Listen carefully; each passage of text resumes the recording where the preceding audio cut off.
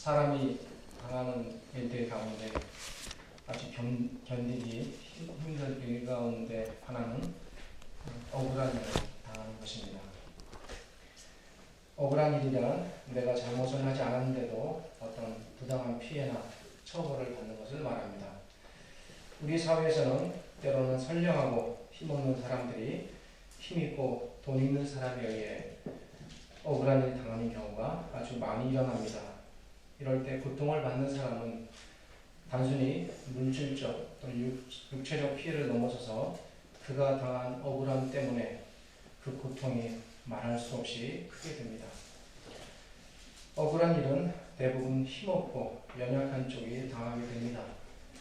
돈 많은 사람보다는 돈이 없는 사람이, 권력이 있는 사람보다는 권력이 없는 사람이, 회사에서는 고용주보다는 노동자가 더 억울한 일을 당하게 됩니다. 그러기에 만일 어떤 사람이 신분적으로 아주 낮고 천한 상태에 있고 그리고 아무 돈이나 힘이 전혀 없는 사람이라면 그 사람은 억울한 일을 당할 가능성이 아주 많은 상태에서 힘들게 삶을 꾸려가야 합니다. 오늘날에는 이런 신분에 속한 사람들이 비교적 적지만 옛날에는 아주 많았습니다. 옛날 우리나라의 노비나 천민이 이와 같은 부류에 속한 사람들입니다. 이들이 당하는 억울함은 이루 다 헤아릴 수 없습니다. 이들은 잘못이 없는데도 매를 맞아야 했고 죄 지은 일이 없는데도 벌을 받고 또 가다하게 세금을 징수당하고 심지어 억울하게 감옥에 끌려가거나 죽음 당하는 일도 허다하였습니다. 그런데 이런 일이 우리나라뿐만 아니라 베드로 사도가 살던 1세기에도 역시 있었습니다. 그 당시에 사회에서 아주 많은 부분을 차지하는 사람들의 부류는 노예들이었습니다. 이들 노예들은 돈이나 힘이 없어서 또는 다른 나라에서 끌려와서 노예가 된 사람들입니다. 이러한 노예들은 당시 교회 안에 아주 많이 있었습니다. 이러한 노예들이 교회 안에 너무 많았고 그리고 또 그들도 역시 거룩한 하나님의 백성에 속한 자들이기에 사도들은 교회들에게 편지를 쓸 때 이러한 노예들을 염두에 두지 않을 수 없었습니다. 그래서 오늘 본문은 특별히 이와 같이 베드로가 노예들을 염두에 두고 쓴 편지 내용 중 일부분에 속합니다. 18절에 사환들아 라는 말은 바로 노예들아 라는 말입니다. 당시 노예들은 법적으로 그리고 실제적으로 주인의 사유재산이었습니다. 이들 노예에 대한 주인의 세력은 법률과 사회적 관습에 의해 어느 정도 규제를 받고는 있었지만 실제적으로는 거의 절대적이었습니다. 주인은 노예에게 거의 신과 같은 존재여서 옳은 일, 그른 일을 따지지 않고 무엇이든지 시키고 부릴 수 있었습니다. 주인은 돈이 필요하면 팔기도 하였고 또 자기 마음대로 심한 매질을 하거나 부당하게 감금하거나 또 심지어 죽이는 일도 허다하였습니다. 이러한 시대에 노예의 삶과 목숨은 주인의 손에 달려 있었습니다. 그들은 늘 억울한 고통을 당해야만 하는 처지와 그리고 그러한 사회적 구조 속에서 하루하루 살아가야 했습니다. 바로 이런 노예들을 향해 베드로는 주인들에게 순복하라 라고 말합니다. 여기서 순복하라라는 말은 순종하라는 말입니다. 베드로는 주인에게 순종하되 관용하는 자들에게만 하지 말라고 말합니다. 관용하는 자들이란 너그러운 자, 또 인내심이 많은 자를 말합니다. 마음이 너그럽고 잘 참아주는 주인은 종을 함부로 대하지 않습니다. 이런 주인을 모신다는 것은 당시로서는 대단한 행복입니다. 이러한 주인에게 순종하는 것은 어렵지 않습니다. 그런데 이와 정반대인 사람이 있습니다. 오늘날의 사회나 조직 안에서도 이런 사람이 있습니다. 이들은 잘못하지도 않은 일을 가지고 트집잡아 아랫사람을 괴롭힙니다. 또 때로는 자신의 기분에 따라 아랫사람을 마음대로 대합니다. 18절에는 베드로가 까다로운 사람에게도 순종하라 라고 말합니다. 그런데 여기서 까다로운이란 단순히 까탈스럽다거나 또 엄격한 그런 의미가 아닙니다. 이 말은 직역하면 마음이 삐뚤어진 사람, 또 지나치게 왜 고집스럽고 악한 사람을 말합니다. 이런 사람은 종을 사랑과 온정으로 대하는 경우가 거의 없습니다. 이런 사람은 종을 마치 짐승 다루듯 합니다. 그러기에 이런 주인 밑에 있는 종의 고통은 이루 말할 수 없습니다. 이런 사람은 마음대로 종을 때리고 학대하고 억압합니다. 그래서 종은 늘 억울한 일을 당하게 되고 그 고통이 상당히 큽니다. 베드로는 비록 주인이 이와 같이 대한다 할지라도 순종하라고 말합니다. 그런데 이런 주인에게까지 순종해야 하는 이유가 무엇일까요? 여기서 우리가 한 가지 좀 불만을 가질 수가 있습니다. 그것은 베드로가 이런 주인에게 차라리 대적하여 좀 낯설하거나 아니면 어떤 잘못된 것을 좀 바꾸어라 라는 쪽으로 주인에게 이런 노예들에게 이야기하지 않고 이런 주인에게까지 순종을 하라고 말하고 있는 것입니다. 우리는 제도를 바꾸거나 또 뭔가를 고치면 사람이 나아질 것 같지만 성경은 사람이 그렇게 해서 바뀐다고 보고 있지 않습니다. 베드로 역시 사람이 그렇게 해서 본질적으로 바뀐다고 생각하지 않았습니다. 베드로는 사람이 진정으로 변화하는 길이 무엇인지를 알았습니다. 그것은 사람이 바뀌려면 사람의 본질이 바뀌어야 하고 사람의 내면이 변화되어야 하는 것입니다. 그렇다면 노예들이 주인들에게 이렇게 억울한 일을 당했을 때에 과연 어떻게 해야 하는가? 이에 대하여 베드로는 19절에서 애매히 고난을 받아도 하나님을 생각함으로 슬픔을 참으면 이는 아름다우니라 라고 말합니다. 여기서 이 애매히라는 말은 번역이 좀 애매한 것 같습니다. 여기서 애매히라는 말을 직역하면 불의하게 또는 악하게 라는 말입니다. 따라서 이 말은 주인으로부터 불의하거나 악하게 고난받는 것을 말합니다. 우리가 아는 1세기의 대학자 중에 우리 어린이 학생들도 들어보셨을 줄 압니다. 아리스토텔레스라는 사람이 있습니다. 당시 아리스토텔레스는 노예는 주인의 사유재산이기에 주인이 자기의 노예를 아무리 혹사시킨다 할지라도 이것은 부당하지 않다라고 얘기했던 사람입니다. 당시 대학자의 생각이 이러하니 일반인들의 노예에 대한 생각은 과연 어떠했을지 충분히 짐작할 만합니다. 19절은 어떤 면에서 당시 고대 세계에서 노예들이 당하였을 이러한 무차별적이고도 전단적인 혹사에 대한 베드로 사도의 입장이 무엇인지를 알려줍니다. 베드로는 아리스토텔레스처럼 주인의 부당한 처사를 옳다고 인정하지 않습니다. 베드로는 분명히 이러한 처사는 부당한 것이라는 것을 알려줍니다. 그러나 베드로는 비록 주인이 이렇게 불의하게 대할지라도 하나님을 생각함으로 슬픔을 참고 견디면 아름답다고 말합니다. 여기서 하나님을 생각함으로 라는 말은 직역하면 하나님을 향한 양심 때문에 라는 말입니다. 이 말은 주인이 악하게 대할 때에 같이 보복하고 싶은 것이 자연스럽습니다. 주인 모르게 물건이라도 훔쳐내고 어떻게 해서도 주인을 골탕 먹이고 싶은 마음도 있을 수 있습니다.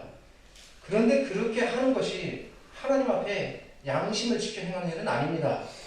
따라서 주인이 나에게 악을 행했다 할지라도 하나님 앞에서 내 양심을 지키기 위해 그분 앞에서 바른 마음을 지키고자 하는 마음으로 고난의 슬픔을 참고 견디라는 말입니다.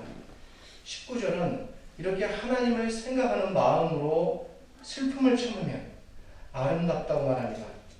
아름답다라는 말은 이것도 직역하면 은혜롭다는 말입니다. 이 말은 노예들이 억울한 일을 당했을 때에 그 아픔과 고통이 말할 수 없이 크겠지만 하나님을 향한 양심을 지키기 위해 참으면 하나님께서 그것을 귀히 여기셔서 은혜를 베푸신다라는 말입니다. 20절은 이런 19절의 의미를 다시 한번 강조해서 또 이야기하고 있습니다. 그런데 이 지점에서 우리에게 자연스럽게 드는 한 가지 의문이 있을 수 있습니다. 만약 아무 의문이 생기지 않으셨다면 지금이라도 이 의문에 대해서 한번 생각해 보시는 것이 좋겠습니다. 그것은 그렇다면 베드로가 이와 같이 당시 노예들에게 전하는 내용이 과연 우리와는 무슨 상관이 있겠느냐라는 것입니다. 우리가 사는 사회에는 노예들이 있지 않습니다. 우리는 기껏해야 추모 같은 드라마를 통해 옛날 노예들이 저렇게 살았구나를 어렴풋이 조금 알 뿐입니다. 혹 지금도 일부 다른 나라에서 이와 비슷한 제도가 있긴 하지만 오늘날 대부분의 나라에서는 노예라는 것이 제도적으로는 거의 없습니다. 그렇다면 이 본문은 우리와는 상관이 없는 것이 아닌가? 아니면 이 본문은 특별히 이러한 상황에 처한 사람들에게만 해당되는 것이 아닌가? 라는 의문을 가질 수 있습니다. 그러나 결론부터 말씀드리면 전혀 그렇지 않습니다. 비록 베드로가 이 본문을 말할 때 그가 1차적으로는 노예들을 염두에 두고 이 본문을 말한 것은 사실이지만 그는 당시 노예뿐만 아니라 노예가 아닌 심지어 노예의 주인에게까지 그리고 모든 성도들에게까지도 동일하게 이 말씀을 전하고 있습니다. 이에 대한 명확한 이유가 본문 안에서 두 가지로 나타납니다. 첫째는 호칭의 문제입니다. 베드로는 18절에서 사환들아라고 말합니다. 그리고 베드로는 이 사환들을 가리켜 21절에서 너희들이라고 표현합니다. 여기서 사환들, 너희들은 모두 당시 노예들을 가리키는 표현들입니다.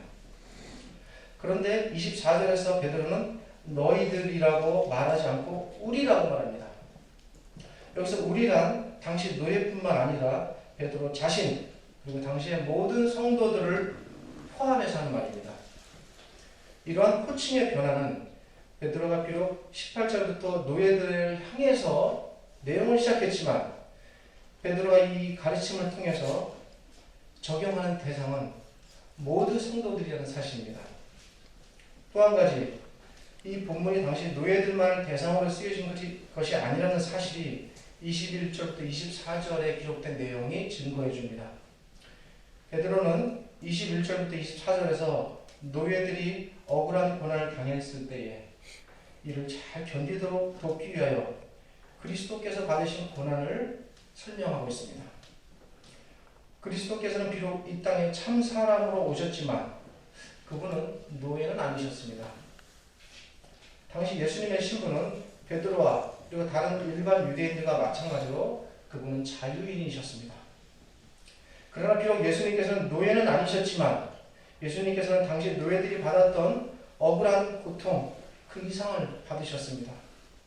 예수님께서는 아무 잘못을 범하지 않으셨음에도 불구하고 체포당하시고 구금당하시고 주먹으로 얼굴을 맞으시고 침뱉음을 당하셨습니다. 뿐만 아니라 예수님께서는 너무나도 억울하게 당시 사람들로부터 사형죄인이라는 중죄인 취급을 받으시고 결국은 처참하게 피를 흘리시고 육신이 찢겨져 나가는 죽음의 형벌을 당하셨습니다. 벌이란 죄 있는 사람이 받아야 함에도 불구하고 예수님께서는 아무 죄가 없으심에도 불구하고 벌 중에 가장 극형에 해당하는 사형, 그것도 십자가의 죽음을 당하신 것입니다. 당시 노예들이 아무리 억울한 일을 당하고 억울한 고난을 당하였다 할지라도 과연 예수님보다 그 고난과 고통이 그리고 그 억울함이 더할 수는 없을 것입니다. 베드로는 바로 이 예수님의 억울한 고난과 죽음을 예로 들어서 당시 노예뿐만 아니라 이 땅의 모든 성도들이 받게 될 고난의 문제에 대하여 말하고 있는 것입니다. 그렇다면 베드로가 이와 같이 예수님께서 고난받으신 일을 예로 들어서 설명하는 이유는 무엇입니까? 그것은 노예들뿐만 아니라 이 땅의 모든 성도들은 이 땅에서 살아갈 때에 억울한 고난이 있게 될 것인데 그러한 억울한 고난을 당할 때에 그리스도께서도 억울한 고난을 참고 견디신 것처럼 그리스도를 본받아 참고 견디도록 하기 위함입니다. 억울한 고난을 참고 견딘다는 것은 대단히 힘들고 고통스러운 것 사실입니다. 그러나 그 억울함의 고통이 아무리 큰들 그것이 그리스도의 억울함과 그리스도의 고통에 비할 수 있겠습니까? 베드로는 그러한 그리스도 그분을 생각하여 그분을 본받아 쫓아가는 심정으로 억울한 고난을 견디라고 노예뿐 아니라 이 글을 읽는 모든 성도들에게 전하고 있는 것입니다. 여기서 한 가지 분명해지는 사실이 있습니다. 그것은 하나님을 믿는다고 해서 고난이 줄어든다거나 없을 것이라는 생각은 참으로 잘못된 생각이라는 것입니다. 하나님을 믿으면 아무 고난도 없고, 제가 좀 이제 극단적으로 표현합니다. 모든 것이 잘 되며 잘 살기를 바라는 것은 환상입니다. 또 이렇게 말하는 것은, 다른 사람에게 이렇게 이야기하는 것은 하나님을 속여서 거짓말하는 것입니다. 그러기에 하나님을 믿으면 병도 낫고 돈도 잘 벌며 자녀들을 비롯해서 모든 일이 다 잘 된다는 것은 혹세를 무민하는 말입니다. 이것은 성경을 거짓되게 전하는 사설입니다.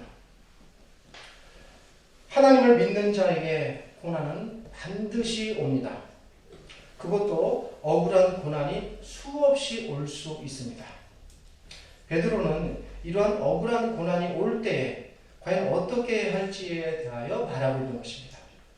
베드로가 우리 예수님께서 억울하게 고난당하시고 억울하게 죽임당하신 일을 기록한 것은 모든 성도들이 그리스도와 같이 고난을 당하겠지만 이것을 잘 견디면 하나님께서 예수 그리스도를 높이시고 그분에게 은혜를 베푸신 것처럼 하나님께서도 그러한 주의 백성들에게 은혜를 베푸신다는 사실을 전하고 있는 것입니다. 그 은혜를 이제 아름답다라고 베드로는 표현하고 있습니다. 바로 이러한 이유 때문에 베드로는 22절과 23절, 24절에서 예수님께서 당하신 고난을 상세히 기록하고 그에 앞서 21절에서 이를 위하여 너희가 부르심을 입었으니 그리스도도 너희를 위하여 고난을 받으사 너희에게 본을 끼쳐 그 자취를 따라오게 하려 하셨느니라 라고 말하고 있는 것입니다.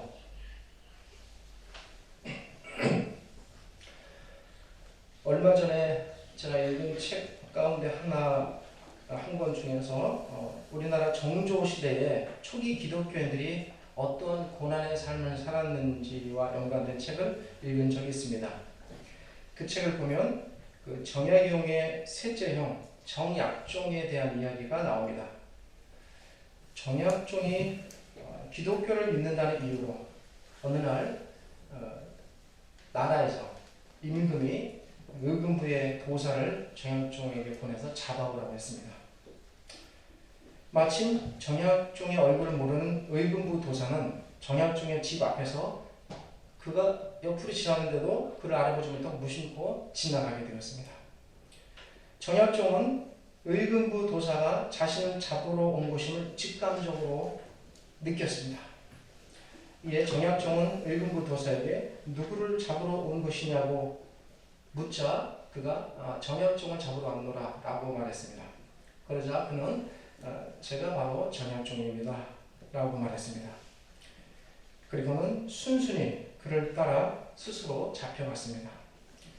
그리고 결국 정약종은 예수님을 믿는다는 이유로 그뿐 아니라 그의 세 아들 모두와 함께 처형을 당하게 됩니다. 이렇게 해서 당시 아버지와 아들 삼형제가 모두 신앙을 지키기 위해 목숨을 버리는 일이 발생하였습니다. 제가 한 가지 예를 드렸지만 우리들의 믿음의 선조들 가운데에는 이러한 사람들이 무수히 많이 있습니다. 당시 사람들은 하나님 앞에서 의로운 신앙과 양심을 지키기 위해 억울한 목숨을 내놓는 시대에 살아야 했습니다. 오늘날 우리가 사는 시대는 과연 어떠합니까? 오늘날은 우리가 우리의 믿음과 신앙을 지키기 위해 목숨을 내놓아야 하는 그러한 시대에 살고 있지는 않습니다. 그러나 한 가지 분명히 아셔야 할 사실이 있습니다. 비록 우리가 우리의 신앙을 위해 육체적인 목숨을 내놓는 시대에 살고 있지는 않지만 우리는 오늘날 이 시대에 우리가 목숨처럼 아끼는 것들을 내놓아야만 하는 그런 시대에 살고 있다는 사실입니다. 오늘날 사람들이 추구하는 목숨과 같은 것은 과연 무엇입니까? 오늘날에는 옛날처럼 양반이나 귀족 신분이 따로 있지는 않습니다. 그렇다고 노예 신분이 따로 있는 것도 아닙니다. 그런데 사람이 양반과 귀족과 같은 대우를 받고 때로는 천민 취급을 받는 일은 있습니다. 그러한 일이 무엇 때문에 생깁니까? 그것은 돈 때문에 생깁니다. 좋은 옷을 입고 좋은 차를 끌고 좋은 집에 살면 가는 곳마다 대우받고 귀족 취급받습니다. 그렇지 못하면 사람 취급도 받지 못하는 그런 일들이 또 우리 주변에 많이 있습니다. 돈이 사람을 귀족으로 만들기도 하고 또 돈이 사람을 천민으로 만들기도 합니다. 그래서 사람들은 돈의 힘에 의지하여 신분 상승을 이루려고 합니다. 사람들은 돈의 힘을 의지해서 귀족이 되고 싶어 합니다. 사람들은 돈에 의지해서 왕처럼 살고 싶어 합니다. 이러한 이유 때문에 오늘날에는 사람들의 모든 관심과 그들이 추구하는 인생의 모든 방향이 거의 다가 대부분 돈과 연관되어 있습니다. 교회도 여기서 결코 예외는 아닐 것입니다. 교회는 다른 종교적 가면을 썼을 뿐 그 속마음 또한 여전히 돈을 향해 달려가고 있습니다. 극단적으로 표현하면 오늘날 사람들은 대부분 돈병에 들려 있습니다. 그러기 오늘날 목숨과 같은 것이 있다면 그 1순위는 아마도 돈일 것입니다. 그렇다면 그 옛날 우리의 선조들이 신앙을 지키기 위해 목숨을 내놓으셨다면 우리가 오늘날 우리의 신앙을 순수하게 하고 잘 지켜나가기 위하여 내놓아야 할 것이 무엇이겠습니까? 그것은 바로 이러한 돈으로 표현되는 물질을 의지해서 살고자 하는 생각입니다. 그것은 바로 돈을 의지해서 귀족처럼 그리고 왕처럼 대우받으면서 살고 싶어하는 마음입니다. 세상에 돈과 부귀 영화를 좇는 것을 멈추지 않는다면 주님을 위해 목숨을 버리는 일은 결코 있을 수 없습니다.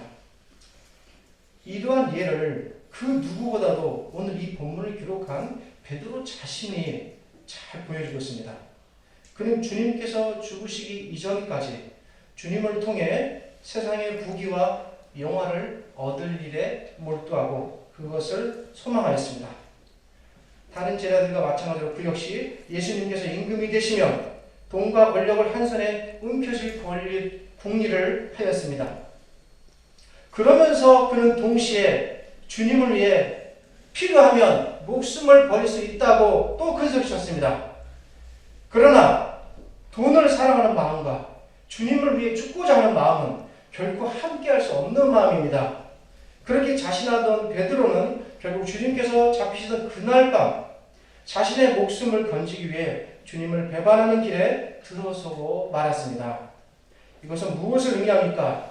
만일 우리가 오늘날 세상이 추구하는 방식으로 똑같이 돈과 부귀 영화를 목숨처럼 소중히 여긴다면 그것은 우리가 주님을 위해 우리의 목숨을 내놓아야 할 그 순간에 얼마든지 주님을 배반할 가능성을 안고 살아가고 있다는 사실입니다. 좀 더 심하게 말씀드리면 그런 사람들은 이미 자신의 목숨을 지키기 위해 주님을 배반한 길에 들어와 있다고 해도 과언이 아닐 것입니다. 이제 그 옛날 그렇게 자신의 부와 명예를 소중히 여겼기에 주님을 배반할 수밖에 없었던 베드로 사도가 이제는 다른 모습으로 우리에게 이 본문을 통해 말하고 있습니다. 그는 말하기를 우리 주님께서는 친히 억울한 고난과 죽음의 길을 순종하여 가셨고 이제 나도 그러하신 주님을 따라 이 길을 가고 있으니 사랑하는 여러분도 주님을 위한 고난에 기쁘게 순종하는 마음으로 함께 가기를 바랍니다. 라는 심정으로 말하고 있는 것입니다. 여기 한 왕이 있습니다. 그 왕은 궁궐에 있으면 모든 신하들과 백성들의 시중을 받으면 얼마든지 편히 지낼 수 있습니다. 그런데 그 왕은 백성들과 함께 살기 위해 궁궐에서 나왔습니다.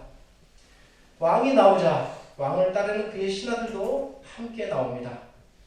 왕은 백성이 먹는 찬밥을 함께 먹고 집 없는 백성과 함께 길에서 잡니다. 또 왕은 백성이 입는 누더기를 나누어 걸쳐 입습니다. 그러자 왕을 따라 그의 신하들도 함께 찬데서 잠을 자며 낮고 천하게 지냅니다. 왕이 이렇게 살고자 하는데 왕의 신하들이 감히 어떻게 궁궐에서 좋은 음식을 먹으며 편히 지낼 수 있겠습니까? 신하가 어찌 왕보다 더 나은 대접을 받을 수 있겠습니까? 진정으로 왕을 충심으로 따르는 신하들이라면 왕과 함께 먹고 왕과 함께 자고 왕과 함께 고통을 나누며 왕을 쫓아가며 사는 것이 당연하지 않겠습니까? 왕이신 우리 주님께서 스스로 왕의 영광과 자리를 포기하시고 자기 백성과 함께 사시기 위해 이 땅에 오셨습니다. 그 왕께서 자기 백성과 함께 먹고 자기 백성과 함께 잠을 주무시며 허름한 옷을 걸치시고 풍찬 노숙하십니다. 주님께서 이렇게 말씀하십니다. 여우도 굴이 있고 공중의 새도 집이 있으되 인자는 머리 둘 곳이 없도다. 우리가 진정으로 주님을 따르는 그분의 백성입니까? 그렇다면 주님을 따라 우리도 풍찬 노숙의 길로 들어서야 합니다. 주님을 따라 함께 살려고 했던 제자들에게 고난이 임했듯 우리가 주님을 따라 그분과 함께 살고자 할 때 반드시 따라오는 것은 고난입니다. 그러나 우리 주님께서는 의를 위하여 핍박받는 자는 복이 있나니 천국이 저희 것이며 라고 말씀하신 것처럼 주님을 따를 때 받게 되는 고난은 장차 천국을 얻게 되는 아름다운 고난이라고 말씀하십니다. 의를 위해 선을 행했는데 남이 나를 알아주지 않는다고, 또 내가 선으로 누구를 대했는데 그 사람이 나에게 악하게 대한다고 너무 슬퍼하지 마시기 바랍니다. 그렇게 당하는 고난은 아름다운 고난입니다. 또 내가 아내로서, 남편으로서, 그리고 자식으로서, 그리고 누군가의 이웃으로서 사는 일이 너무 평범한 것 같고, 그래서 매일매일의 삶이 이슬처럼 자취 없고 하찮아 보일지라도 부질없다 생각하지 마시고 또 욕심내지 말고 사시기 바랍니다. 지금 내가 하고 있는 이 일이 바로 지금 하나님께서 내게 맡기신 일이라는 사실을 알 때, 그리고 그런 것을 매 순간순간 기억하며 살아야 합니다. 학생은 공부하는 순간, 주부는 밥을 짓는 순간, 남편은 직장에서 일을 하는 순간, 또 때로는 산길을 거니는 순간, 때로는 시원한 바람을 맞으며 하늘을 보는 순간, 때로는 밤하늘의 별을 보는 순간, 이런 모든 순간순간들이 모두 하나님께서 맡기신 일들이며 하나님과 함께 숨쉬며 살고 있는 순간이라는 것을 잊으시면 안 됩니다.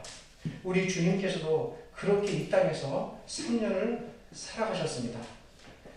내가 누군가를 위해 존재하고 내가 하는 일이 누군가에게 유익을 준다면 그 일은 곧 하나님의 일이며, 그리고 이로 인해 받게 될 수고와 고난은 아름다운 고난입니다. 끝으로 한 가지만 더 말씀을 드리고자 합니다. 융단 짜는 소년 이야기를 들어보신 적이 있습니까? 지금도 중동에서는 어린아이의 가장 큰 손만이 섬세한 융단을 짜는 일을 할 수 있다 하여 한 줄기 빛 외에 모든 빛을 차단시키고 그 어린 아이들에게 융단 짜는 일을 시킵니다. 만약 빛을 밝게 하면 얇은 실이 잘 보이지 않는다 하여 인위적으로 빛을 차단시키고 한 가닥 빛만 비추게 하는 것입니다. 그들은 그 빛 속에서 수년간 일하게 됩니다. 이렇게 혹사당하는 아이들은 대부분 부모들이 너무 가난하여 돈을 받고 팔려온 아이들입니다. 이 아이들은 결국 영양실조나 중노동으로 인해 죽게 되거나 아니면 너무 오랜 기간 동안 이런 극악한 상황 속에서 일하는 나머지 실명을 하게 됩니다. 또 낙타 타는 소년 이야기를 들어보신 적 있습니까?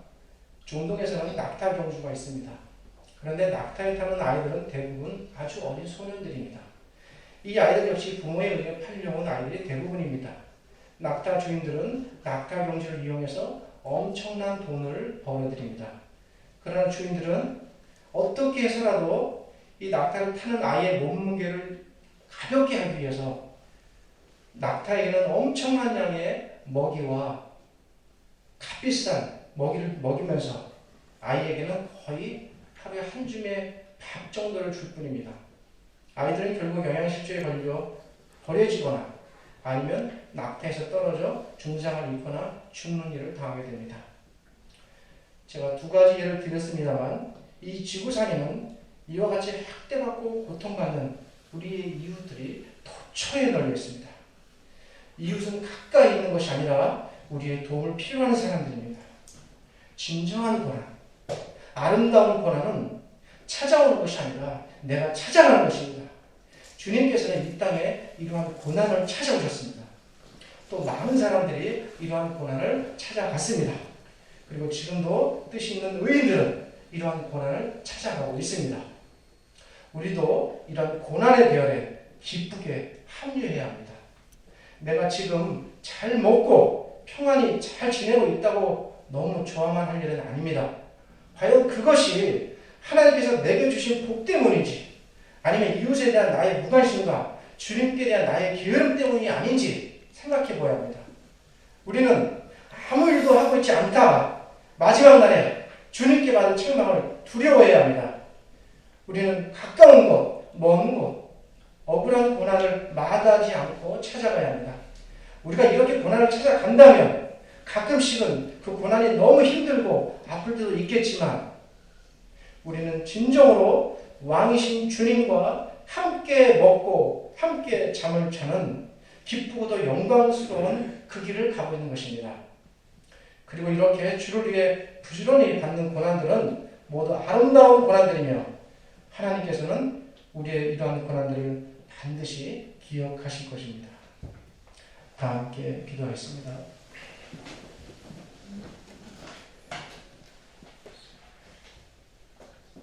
이 땅에 오셔서 저희의 모든 죄를 대신 지시고 저희가 마땅히 받아야 할 형벌과 모든 고난을 대신 지심으로 저희를 구원하시고 저희의 참 구원자가 되시고 목자가 되신 주님 감사합니다.